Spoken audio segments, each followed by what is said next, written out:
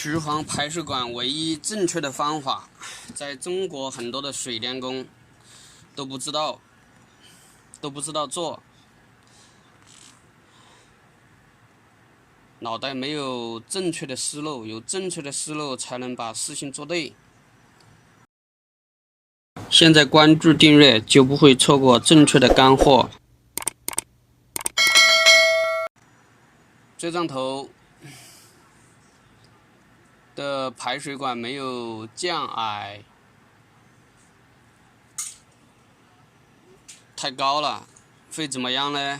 会挡住橱柜内的利用空间，排水不畅，裁盆的管内使用会有渗水，就好比这个，你看。这个水排的话，这里始终它会有很多的渗水渗渣在这里面。再就是这个占用了柜内的这个利用空间，后期装净水器、存水机有一点档次，还不美观。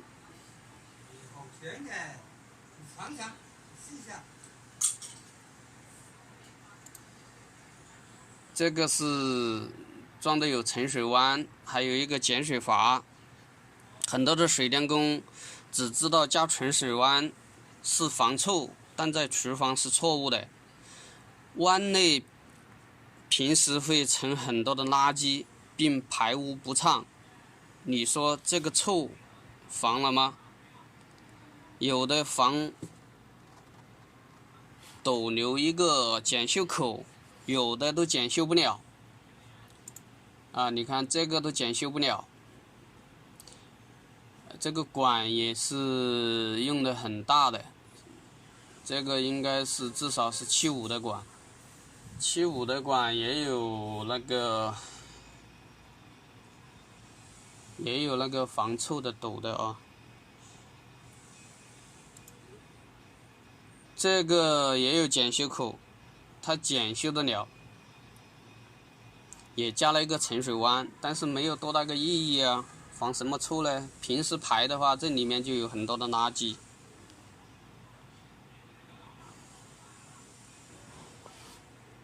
检修口久了呢，容易渗水，根本就没有解决根本的问题。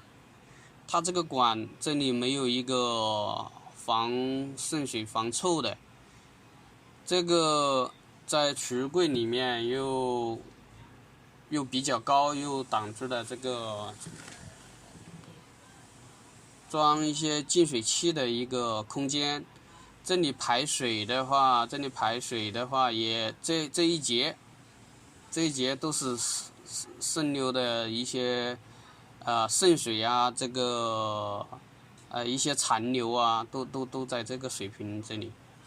基本上也没有防臭，它这个防臭应该是在这里会有，但是它的水平面在这里了。唯一正确的一个方法就是用50管走橱柜底板下上来，在橱柜靠里面的角落节省空间，有利于装净水器或船污存水机。不是存水机或船污净水器，就像这样，走在这个下面，这个就是一个洗碗机，一个管，50的管，在这个底板下面拖过来。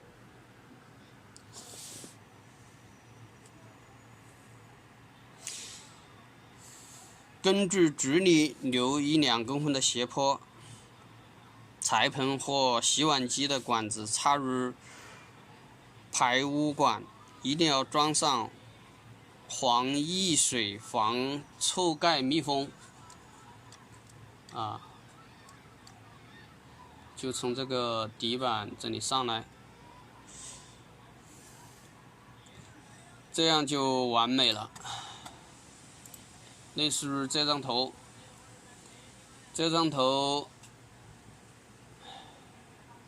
个管的话就不需要这样弯了，直接下来，这个管还可以降矮一点，在边上，在你这里装上一个防溢水防臭的这个盖子。它这个地方2个，它就是防臭的。